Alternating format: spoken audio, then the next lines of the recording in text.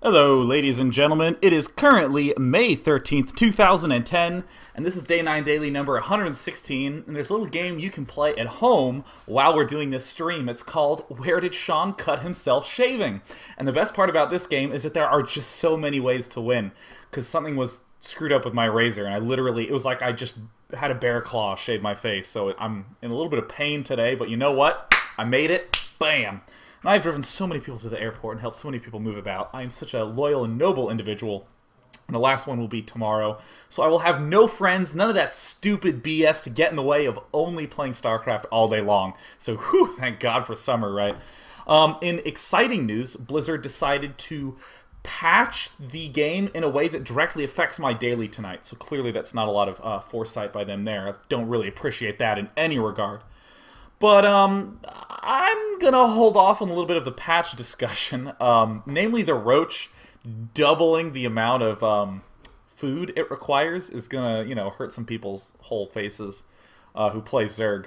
But you know what? No big deal. It's kind of funny because for so long I resisted that urge to make roaches. Because everyone made roaches. Everyone's like, roaches are imbalanced. Oh, what a terrible unit. So I focused on Zerglings, Hydras, Mutas, and Banelings.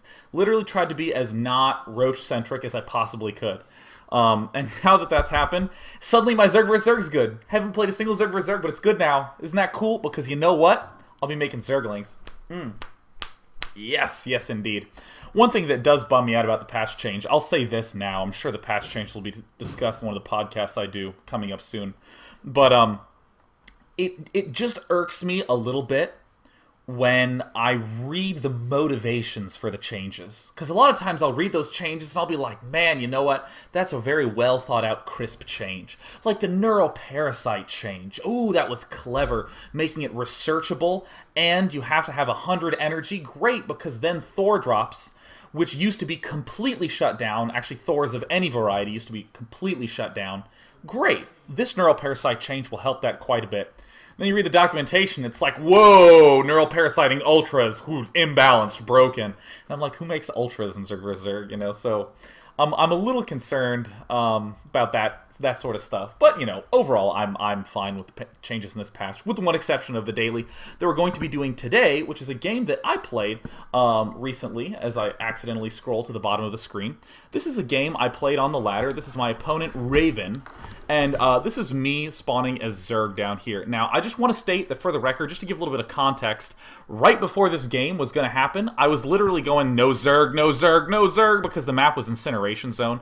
And, people sometimes criticize me for doing this, but I am going to do it. Let's follow along the path. See me walking here. Here's exit down my ramp, and I'm at his natural and in his base. Did you see how far that walk distance was? Not far at all, as a matter of fact. So this is something that has been increasingly bugging me. So I was like, not Zerg, not Zerg, not Zerg. So I said, hey, I'm Zerg, therefore, it's just like, it just like hurts my face, the fact that I'm Zerg on this map. And of course, it's going to hurt even more now that roaches are not a good unit. So as you may or may not know, my Terran and my Protoss are overwhelmingly better than my Zerg play.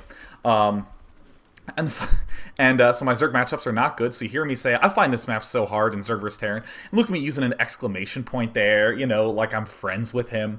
And this man has yet to even respond. He's probably like, who is this newbie?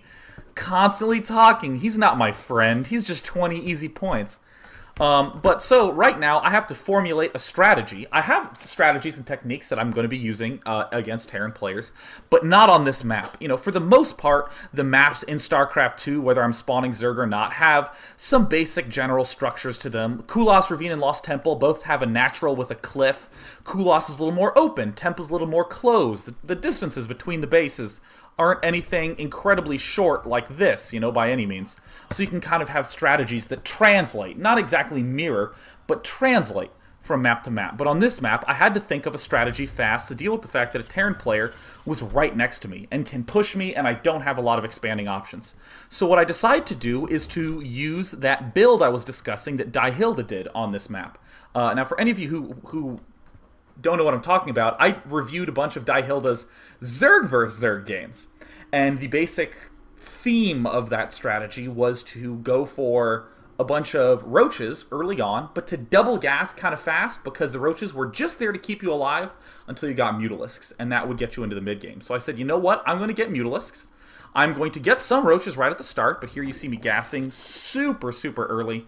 And then I'm going to expand twice, once here and once to this right side of the map. Now, notice that first thing I did was note a disadvantage of the map, the fact that there are close starting positions here. But also, I noticed an advantage, the fact that there is one expo here, but look, there is like a triple choke here to your main, your natural, and to this base over here. So, I have a relatively easy time getting to 3 bases. The only map that I can think of that's similar in that regard would be something like Steppes of War or, say, Kulas Ravine. But of course, those maps have a giant rock right here in the way. Not so on this map, so I do have a lot more freedom to expand. And one thing I wanted to note, especially important about this game, for any of you who were helping me with my video stress test that I was doing the other day, which is part of the reason why this stream is actually smooth today, at least for 90% of you who are connected to good servers. I did review this game, and I was just opening up this game during that stress test because it was a long game. You'll notice it's 30 minutes in the replay bar. It was a long game, so I figured, you know, why not just open this up so I can have a long time to check. But it was an extraordinarily valuable lesson for me in something that I say a lot, but do a lot less often than I should, which is to review all of your own replays, to review 100% of the games that you lose, because you're going to see me draw a conclusion at the end that was a completely reasonable conclusion, absolutely nothing wrong about it, but there was a whole lot that I didn't think about. So here I am getting my queen up, I'm getting a roach warren up pretty fast. I think it's actually a little bit early, but I was just doing it because, again, I had never done this build against Terran, and I was just going to formulate a build and run with it. So this is the build I was running with. He is opening up with some Reapers, he's getting some more barracks up. Here I have some Zerglings, gonna bring a little pain on you. Yeah, that's what I thought, SCV. Yeah, try to run. Run, little SCV. Yeah, he has nowhere to go. He's dead as shit. Yeah, got him. I like to take my little victories where I can. And right when my queen spawns, I should be layering now. Looks like I'm not, because apparently I'm a lot worse than I claimed to be at the start of the game. But apparently treating my Roach Warren as layer tech, I should be layering soon. Do I really wait this long to layer? Okay, God. I was watching this, I was like, is this replay bugged? Alright, well, clearly don't wait as long to layer as I should. Now that I think of it, kind of searching back in my head for what my mental state was in this game, I guess at this point I was like, that's right, okay, and now I'm going to be doing that Die Hilda style Roach into Mutalisk, because I was still trying to think of a good way to end up playing on this map. And I was trying to make a whole bunch of considerations, like how to deal with Reaper, this will help, what about early Marauder pushes? Well, I guess I need an extra Spine Crawler there, because these positions are so close, and you'll see me do that. I'm spreading out to deal with any sort of silly little Reaper action that comes in, but I've decided that I'm not going to be making any more Roaches this game, just going to be droning, as I make a Spine Crawler here for defense. So, the point of this is less, hey, here is a build that I think is good, and more of something I winged at the time that I didn't want to think a lot about, but the fact that I made myself review this game in slow motion helped me realize a lot more about the style than I thought I did. So he is expanding, making a bunch of barracks. Looks, you know, pretty much like a typical style of Terran. Just doing a little bit of tech, getting his upgrades up. Does he have stim yet? No, he hasn't begun any of the upgrades, which makes sense because he's walled himself off with a barracks. Good stuff, good stuff. A lot of Terran players, especially the early expanding variety, have been favoring a lot of this sort of cute stuff, making barracks at the ramp. And because I'm awful, I completely forget to vomit my second set of larvae, so I have 50 energy at the start of the game. You know, don't be like me. Listen to what I say, not to what I do. So I'm getting my Spire up, so that's nifty. And you don't really need to save too much larva because, you know, I'm going to have about 500 gas when this thing pops, and with all these larvae popping off, I'll be in good shape. Hey, I remember that larval vomit. Thank you very much. I would like everyone to give me a little bit of credit there, so that's fantastic. Alright, nifty. So I'm making Mutalisk now. Now, at this point, I was just kind of like, oh yeah, I go to expand, forgetting that, of course, Mutalisks do take money, so I need 500, 500. So actually, you can't see it, but this drone's blushing quite heavily. Send him back, because I'm not that awful. And at this point in the game, I saw him expanding, and I was like, you know, I wasn't too pleased about it. We haven't been focusing on him too much, but you'll notice his energy is pretty low. He only just now has 50, so we can end up muling right here at his expansion now that it's up. He's making more units. He's getting, ooh, siege tanks. That's sort of an interesting choice. He's getting his upgrade. Yeah, look, he just muled. All right, fantastic. He hasn't transferred yet, but one thing to note that I absolutely never in a million years would have assumed. I am at 46 food as well. I'm keeping up with him in food. In the unit counting station, note that my army is not actually that small. I have 5 roaches and 5 mutalisks, which could hold off a decent push if I control my little spine crawler properly. And here is the expansion going down. And I'm able to do some... My harass is not nearly as good because there's, you know, no workers here to harass. So apparently I decide that I want to leave one alive because, again, these are not StarCraft 1 mutalisks. So I cannot quite get them to do what I want. But I end up poking in here, doing a little bit of damage. Thanks to that 45 life, I can kill them in 5 shots, so it's good that I have 5 mutalisks popping out at once. So nifty. I noticed this engineering bay. This I immediately pick up on is probably the biggest point of his vulnerability on his base. But, you know, one thing I'm going to say right now, we're going to see it slowly become super true in a little bit. I'm intending on this double expansion, and I don't realize quite how strong this is. The fact that the mutalisks take up a lot of gas, keep me low on the gas, and that I have enough money to throw up these expansions and then to go mass roach. And again, this is a patch 11 strategy, because in patch 12, roaches cost 2, not life, 2 food, sorry, thank you. So here I am with my mutalisks, just retreat, but I'm still making mutarisks. And I'm expanding my creep out, not too much, because it's really annoying when your leading creep tumor gets killed off by a bunch of units. So hey, here is the second expansion going down. Now what I don't realize is that really I should be cutting back on stuff so that way I can, and literally stuff, any kind of stuff, I should be cutting back on that so I can get a second queen up very quickly. I really should be getting this queen up super early on. I wait a little bit too long to do that because literally I'm playing this game and I'm like, I've lost, I'm totally dead, there's no way in a million years I can possibly end up winning. But again, note, I'm at 56 food, he's at 54 food. He has transferred his workers here, queuing up at the command center. Obviously that's not good, but I mean, overall, I mean, he's keeping his money low. He's getting a starport up, he's getting a reactor at the factory, so, you know, for the starport, I would assume. I don't quite remember what he ends up doing with that one. But I mean, here's a turret. I end up losing a mutalist because, again, I'm treating these mutalisks like they're StarCraft 1 mutalisks. I pick off 0 Marines, upwards of 1, but more often than not 0. And despite keeping his money low, you know, I was seeing these Marines, and this is like such an important lesson. I used to imagine that these were a lot bigger than they were. And in fact, in Zerg vs. Terran, in the original Brood War, I used to be so frightened by the Terran army. But as I made myself rewatch every single game, I started to go, oh, well, he only has that many Marines, I can kill that off. Yeah, and he only has this many Marauders? Alright, cool. I mean, yeah, I don't have that much stuff here, but I'm a lot more confident about making my queens. And, I mean, at this point, yes, still haven't made a queen. I'm actually going to open up the production queue so we can find out when I do first begin making that queen. I'm even getting the air weapon for my mutalisks. I just figured I'd try it. I sort of intended to make more mutalisks, but it suddenly dawned on me that, you know, I could do this triple expand and get a whole bunch of units. So yeah, this is the first time I'm actually making these queens. So if we go to the resource tab, which I'm going to stay at for pretty much the remainder of the game, I'm actually ahead of him in food, and I have this really nice economy up. I mean, I have this expansion up, I'm getting ready to transfer drones. I don't realize how good I have it. And really, I think at this point, I should also be researching tunneling claws and burrow for the roaches, because I don't really have that big of a roach army, and if you can unburrow underneath a Terran army, it's pretty devastating. So I think that's an excellent, excellent technique that I need to begin incorporating. And it turns out he was, in fact, getting some Vikings, so this kind of shuts down my Mutalisk harass, but these Mutalisks, despite not doing a lot of direct damage, despite not killing off as many workers as I would have liked, despite not killing off as many supply depots, or even units themselves, this was much more effective than I'd anticipated. I was looking at this at a lot of points, like, yeah, he could come kill me, and then looking back, I'm like, well, you know, he really couldn't have.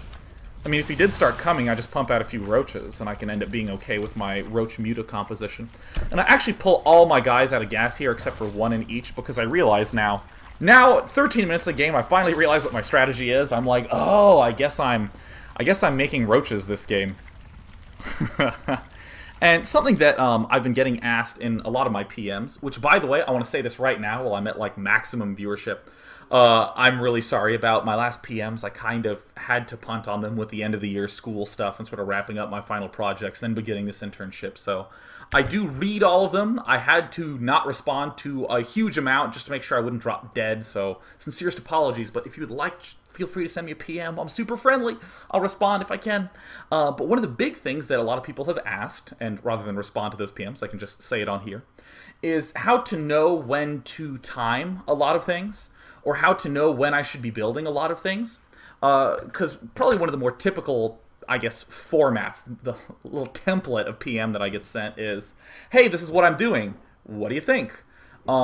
Should I be doing this now? When should I know when to get my third gas geyser? And without a lot of really set in stone rules in StarCraft 2, especially at this point, it's very hard to just be like, hey, this is when you should do it. Thanks, day 9, you know, like it's doesn't, I can't do that. Literally, I can think of like 10 reasons to do it now or to not do it now. So what I always say is that the learning happens between games, that you need to have a plan, and you need to figure out what to do on the next playthrough. So for instance, in this game right here, the big thing I'm saying is, oh, is there something I should be noticing about when to make roaches? Should I know when to do that stuff? Well, I definitely shouldn't. I mean, there's no reason for me to have. This is the first time I've done this against Terran. But what I'm noticing in this game, yeah, you know, I didn't need these geysers that early on. So next game, I'm not going to get these geysers here. I'm going to get this queen and this queen a lot earlier. And I'm going to try to get my layer a little faster. I mean, I'm focusing on all the stuff. I'm going to build an evolution chamber and not use it. You know, little... I'll build stuff out of that next game. I'm trying to do a little bit of harassment. I'm losing Mutalisks here. I actually tried to get in here and kill off his missile turrets just to force him to pull back a little bit, because I started to notice, hey, you know, I'm actually feeling pretty good. I'm actually starting to get a lot of roaches here. All right, cool.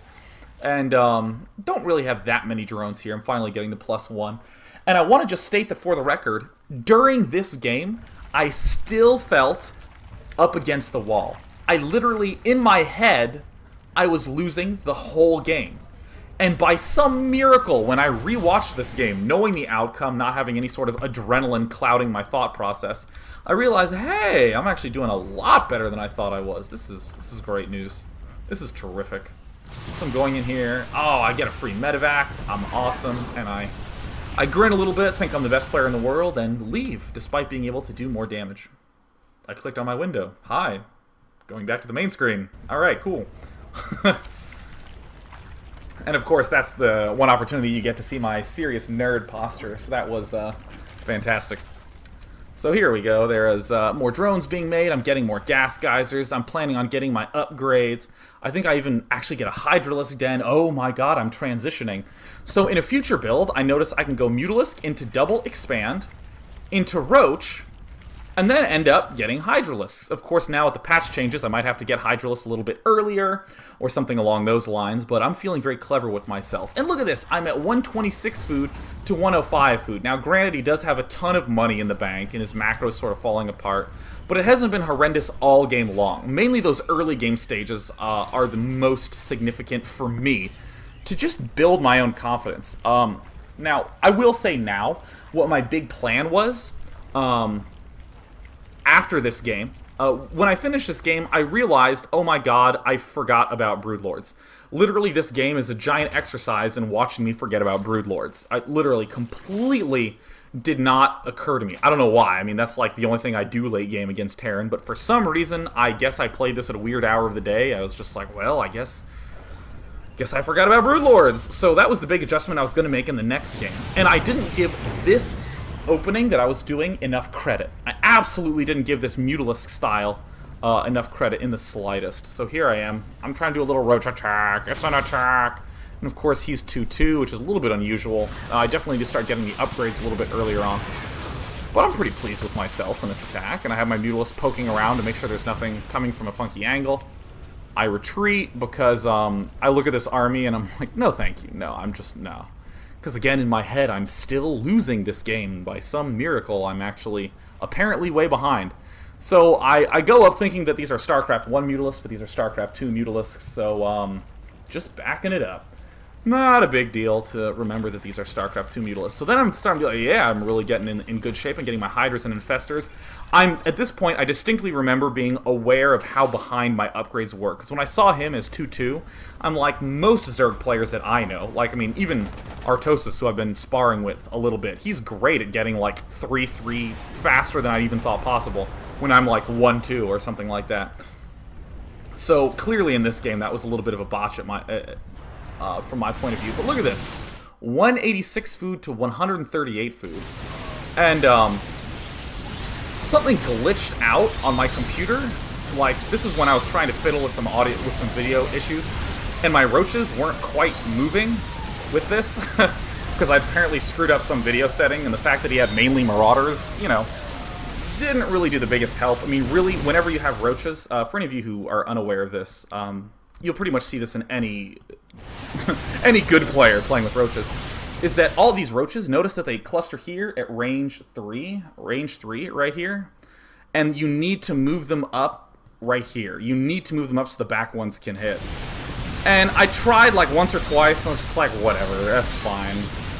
I've won this game. And at this point, I just was 100% convinced that I'd won. I literally went from, I'm totally dead, to, I've totally won. Yeah, I got this, man.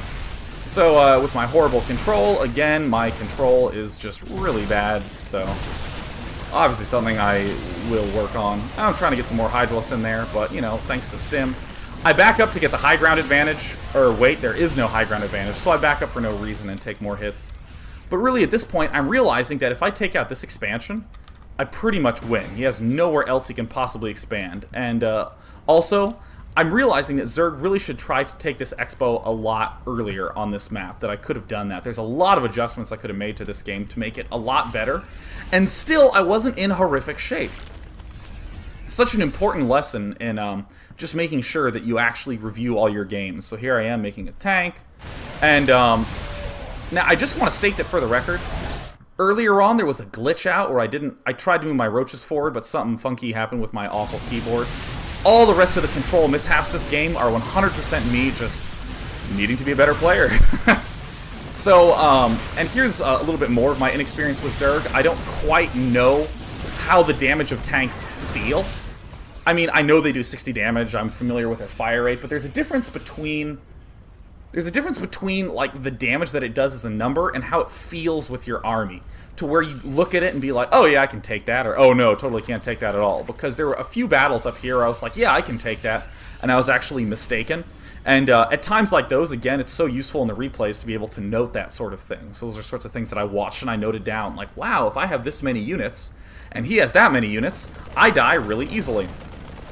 And even though it's arbitrary, it shouldn't be like a rule of thumb, but it should be some piece of data that you should at the very least be aware of. You know, like for instance, how many roaches is this? Oh, well, it's about 15 roaches. So if I attack this army, let's say I didn't know this. I mean, I'm looking at that, I'm like, yeah, this will completely rape 15 roaches. But let's say I looked at that and didn't know, and I attacked and I lost. It's useful to say, hey, if I have like half a control group of roaches, you know, if it fills up like that much, and I see something that looks on par with this, I should not engage.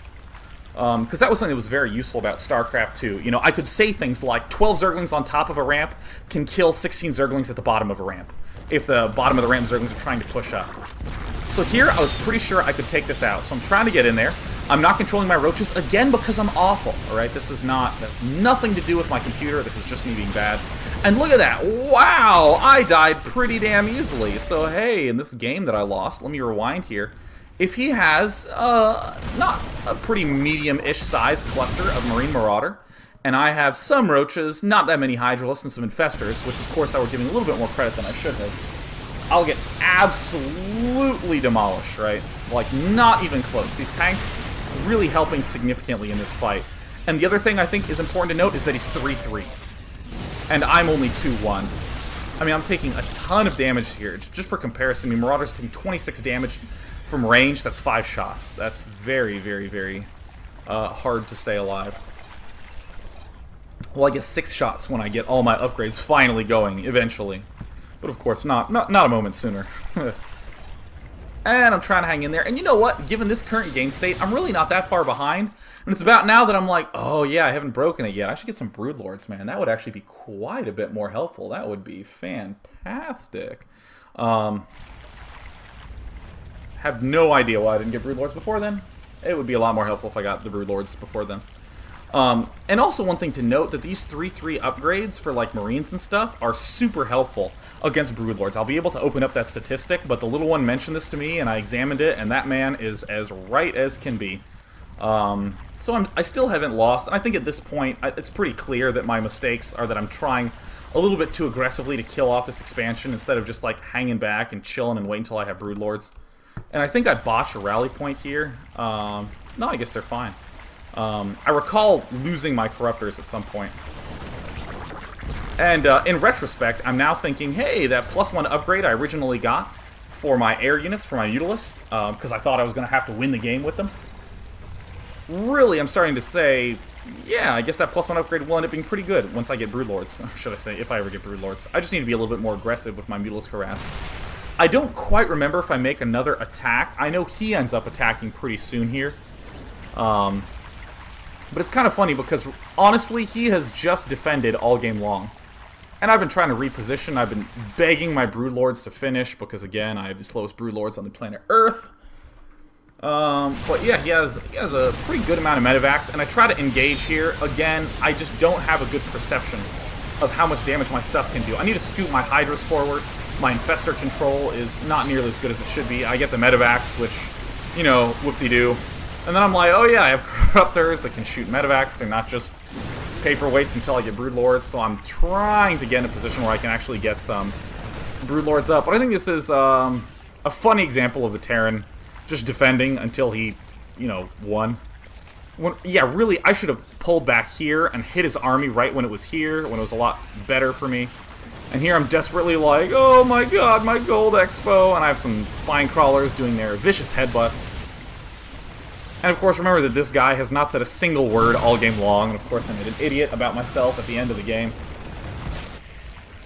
And finally, I begin making Broodlords, but of course, on this Corruptor we can see that it does take 34 seconds to build. It's kind of long, especially when you're up against the wall. 34 seconds is a lifetime in StarCraft years, so I would have liked this army to engage at the same time, but he pretty much walked over me. But, you know, so at this point I had kind of an embarrassing game at the time. Now, I'm not gonna lie. I got frustrated, right? There's no reason I wouldn't get frustrated. I thought I was in a beautiful position, and honestly, I was in a beautiful position. And I lost, and I was just like, oh god, I can't believe I didn't get those Broodlords in time, you know? And of course, here you even get a chance to see this, that, like, even with 5 really late Broodlords in a vulnerable spot, check this out. Oh yeah, I just want to note, while we have these Broodlords down, notice that they only do 4 damage, so these Marines only are really taking 1 damage from them. So they do have the 30 life, which is really the annoying part about them, but, you know, just wanted to point that out. And he ends up doing some damage to him, and these Broodlords help me a decent amount.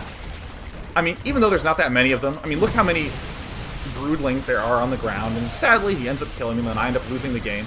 And I just saw this happen, and I just thought, man, yeah, and there's a good game. It wasn't a good game. I had him. I had that newbie. You know, especially around, I think, this point, I was feeling really confident. You know, where I was realizing, wow, I have a lot of roaches. And when I started to make these attacks, like right when I got these Hydras in here, yeah, I had some Hydras and Infestors in there. So, let's talk about how I was feeling at this time. Let's talk about feelings, you guys. So at this point in time, I was just like, oh god, it was the Broodlords. Just need to get the Broodlords. That was it. And I would have won. I would have won. I would have been the best player in the world. Easiest thing in the world. Just get the Broodlords earlier. However, that's like half true. And I literally did not want to rewatch the replay. I just didn't. Because there's this annoying thing that happens when you lose, where you have an idea for why you lost, and you just immediately say, that's the reason, and then you don't think about it. But literally, I kind of rewatched this game on accident. Again, I was just doing a stress test, and I rewatched and I was like, wow, that strategy is actually a lot more legitimate than I thought it was. And there's so many awesome lessons to be learned from games that were lost. For instance, for any of you who rewatched Savior, against Bisu in that very famous MSL finals where Bisu 3-0'd Savior. In that series, I mean, a lot of people were like, oh my god, Bisu solved Zerg, oh my god. However, if you rewatched Savior's games where he lost, he was actually doing a lot of innovative, creative stuff that no one else had really done.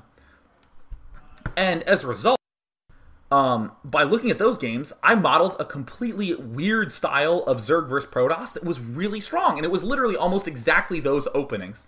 And I think that that's so helpful to look at a lot of what the losers do and go, wow, man, that guy who lost really gets it. And even to treat yourself that way, to rewatch your games and say, was I strong here at any point in time? And often you'll realize there were 20 opportunities where you could have attacked, or that your build really is truly awful. But definitely rewatch some of those games that you lost, especially the ones that sting a little bit. Don't rewatch them immediately, because a lot of times I'll just get more mad. But, just like wait a day. Like, generally, I like to rewatch my losses, just like a day later or something like that. Sometimes rewatch my victories 5 seconds after they finish. But, if I'm feeling calm enough, I'll rewatch the losses immediately. But definitely, I will be watching my losses later on and getting a lot of help out of them. And of course, what's so annoying is that, like, I felt great about this daily. I was like, this was going to help so many people, and it's like, and it was helpful for me, it's just like, oh, hey, great, with this new weight loss program, I lost 150 pounds, I get to share it with everybody, and then Blizzard changes the patch so that roaches are too food now. So that's going to kind of eat into the fun of things a little bit, so that's going to be a little bit painful. But yeah, I would be delighted to take some questions that are going to be coming up here. Ray Zero says, you always watch your losses to make sure they don't hack, right? Absolutely. The first time you ever rewatch a replay, you should look for as many excuses as possible to make sure that it wasn't anything to do with you that lost the game. So I generally have a nice little list of those. I like to sort through them. The peon who could. Dear Day 9, the main reason you lost a large battle seemed to be because all your units weren't attacking his army. Do you think burrowing with your roaches and unburrowing his army would help? I think it would help, but I also think it would help if I wasn't awful. I mean, I was trying to get my roaches in, and something screwed up. And what I should have done is just been like, all right, everyone move forward. Because there are half the guys up there attacking the command center, and I really should have just moved those guys forward as well. So, let's see here. So, what are some other questions about this? Oh no says, why did you never break the rocks? This map is so good for tanks. Even with the best macro in the world, he can slowly push through small chokes till you die. That's another of those map-specific things that I just didn't quite have enough room in my brain for at the time. That definitely I need to, because honestly, I wonder if I can look that up. Oh no, sorry, because StarCraft would have to reboot because it's an old patch. But I think that's my 4th game on Incineration Zone. I really have not played enough games on it to have enough experience with that. But in the future, yeah, I definitely need to begin considering those rocks, about breaking those down in the end, because I think that would be a very cool style of Zerg, to take the 3 bases that I took in that game and use your 4th as the bottom left one that's in between the 2 bases, and focus a lot on just moving between that triple choke I highlighted at the start of the game and back there to that back choke. Definitely a nice little technique there. But again, there's one issue there, which is be careful with trying to think of reasons why you didn't do something. Because, for instance, Oh No says, why didn't you break the rocks in the back? And really often the answer is, oh, just didn't think of it, because I didn't think of it at the time. And you'll note that learning happens between games, so I'm going to do that in my next game. For any of you who have practice buddies, the reason I bring this up is that a lot of times your practice buddy will rewatch a game that you lost, or perhaps be observing a game where you lost, and that practice buddy will say something like, hey dude, why didn't you do blank in that game? Why did you just get some Colossus? You would have won. And, I mean, a lot of times the person who won is a little frustrated that they just lost. The person who lost, your practice buddy, will be like, oh, well, I didn't do it because of that. You're dumb, and it's very easy to dismiss it. So, again, be very careful with, like, making sure that you actually communicate it properly. So, let's see about this. So, Don't Fear Grim says, Day 9, do you think that Blizzard just hates roaches? Probably. They've always had a thing out for roaches. But, I definitely think that they're trying to encourage a little bit more variety in there. And also, I think I think the issue that they actually highlighted in the patch notes was very sensible. That in 200 battles, there were just so many roaches. I mean, up until then, where it's just players making stuff, that it was okay. But roaches were just so strong once you got huge armies. And especially when Zerg lost like half his army, and they could bring in 50 more roaches and go from 150 food to 200 food with 50 more roaches. That's so many more roaches. So let's see. Let's take just a handful more question. This is an interesting question by Ice1337, who says, what about Zerg getting 2 to 3 extra queens, not including the larva vomiters? So that way the Mutalisks could come back when they're low on health, and you could use the Transfuse to boost them back up. It's cost effective since your units heal fully. I actually think that's brilliant. That's fantastic. I love that, because now I'm starting to think, how about this? How about instead of getting 2 to 3 extra queens instead of the larva vomiters, you go for these extra queens early on. Like, you get a queen, then you get a layer, and then you get another queen right when the layer finishes, along with your spire.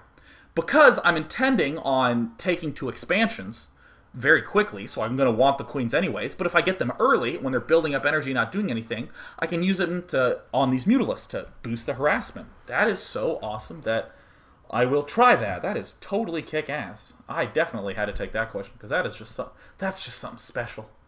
So let's just take some more questions here. Actually, here's another great question by Patrick the First. Considering that you were a Zerg player in StarCraft 1, and if any of you didn't know, I played exclusively Zerg in StarCraft 1, what do you think is the reason why your worst race in StarCraft 2 is Zerg? So, there's 2 reasons. First of all, I just haven't spawned Zerg as much as I would have liked, and I've honestly been avoiding some of the matchups. Like Zerg vs. Zerg, honestly, truly, I've been avoiding that one, like playing it at all. Like, I remember I actually played against this guy in a game, and he's like, oh my god, are you day 9? I was like, oh yeah, hey. And he's like, oh my god, that's so cool to be playing you. And it was Zerg vs. Zerg, and I was like, oh my god, I'm going to lose this game. And this guy demolished me. It was like so not close. And I was like, oh god, this is so embarrassing. I mean, he like raped me in half. So I really need to work on my Zerg vs. Zerg a little bit. That's a good motivator right there. But oh yeah, to answer the question, the thing that makes Zerg sort of unique from the other 2 races is that Zerg has to choose whether to make workers with the larva or units with the larva. It's not like with Terran, where I can constantly make SCVs and constantly make units for my barracks, and they both happen simultaneously. That's why the idea of when to power is the most important question when you're playing Zerg. So, a lot of times if you had to graph Zerg econ, like when you go to those econ graphs in there, they sort of are flat, and then they go up, and then they're flat, and then they go up, and then they're flat. And all the flat periods are where Zerg's making units, and all the go up periods are when Zerg's making drones. And I have not figured out, again, a lot to my lack of experience, when those periods of powering are. And I'm hyper aware that I need to know when to power.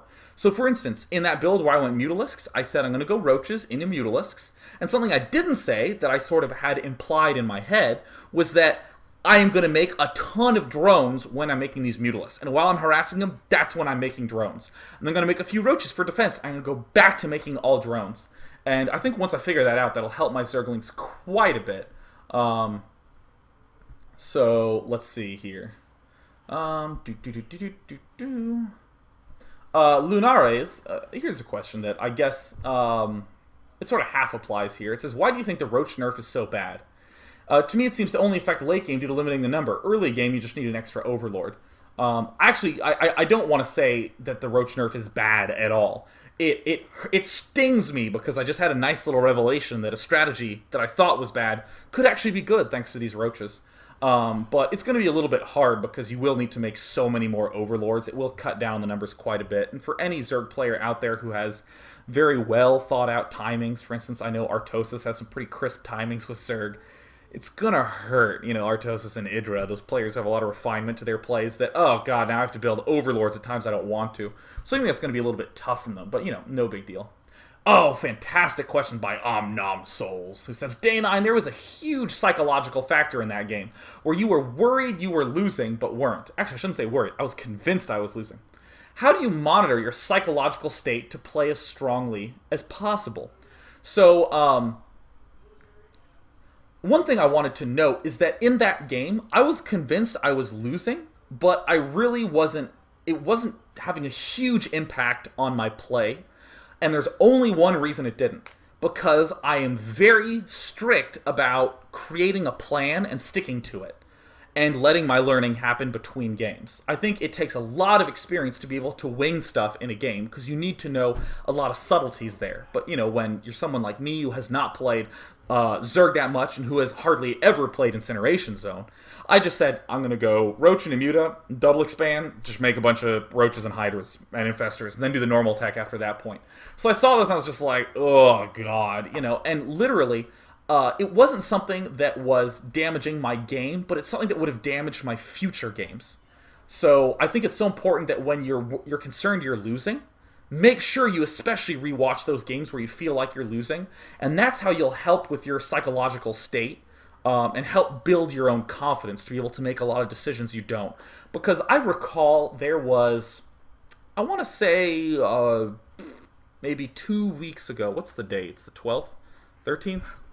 I actually am going to check this because I'm curious. Yeah, it's the 13th today. So I think it was almost exactly 2 weeks ago, where I hadn't gotten to play because I had all my finals and I had all my final projects, and it was like right before I got on this plane to go to Colorado for a conference. And I actually hopped on the stream with Orb and Tesla and Az and Pain User, and they were all playing, and I was like, I want to play. And Az was like, you know, I've been winning a lot of games with Void Rays. You should, you know, I cannot find a Terran who can beat it. And I was like, excuse me, ladies and gentlemen, I've been working on a new style like a week and a half before then, right? Because I hadn't had any time to play. I've been working on a style that I think is pretty good.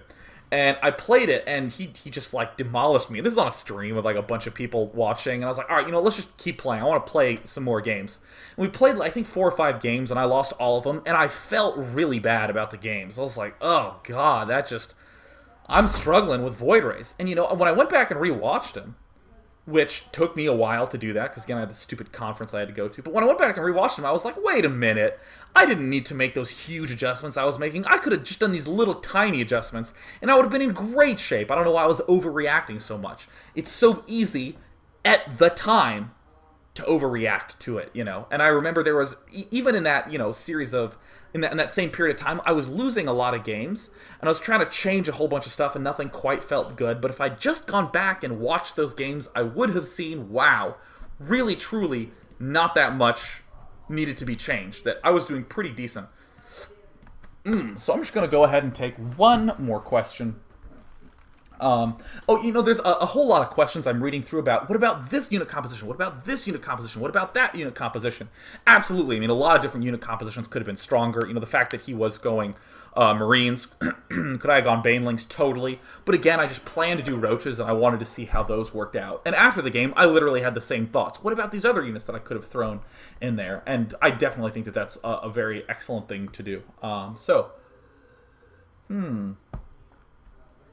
I will take this last question that says from Gamlingen, who says, hello, Day9. What do you think of Muta Harass, considering the time it takes to make a Spire and the gas-heavy cost of the units themselves? Is it worth it for the SCV kills and some map control? So, what I would say, what do I think about that? How do I want to say this? I think that it's a little... For someone who loved Mutalisks in the original Brood War and asked Jinro when we used to spar, he hated my Mutalisks. I didn't even realize he hated him so much until I started talking about StarCraft 2.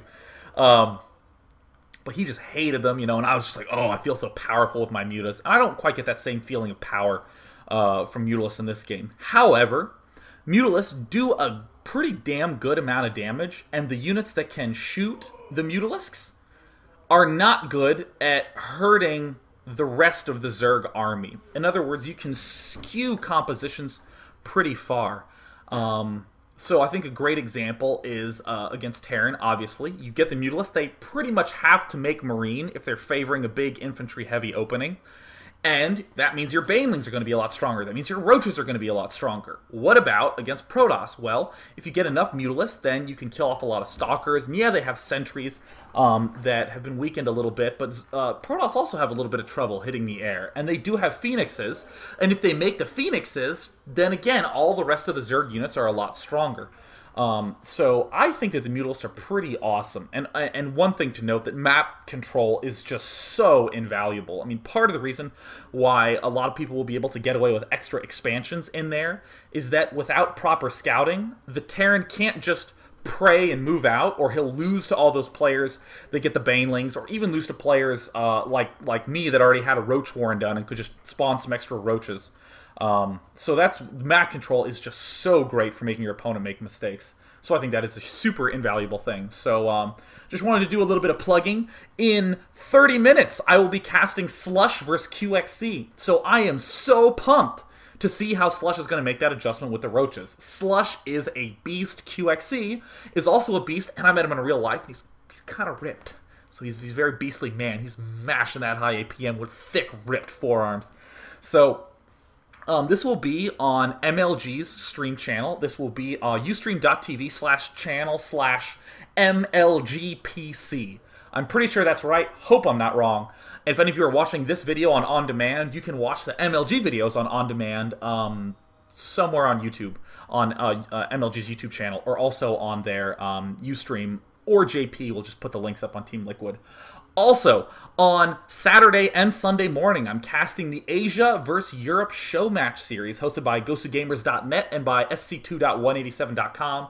And I'm co-casting with Greetorp, another unbelievably, incredibly strong, beastly caster commentator player.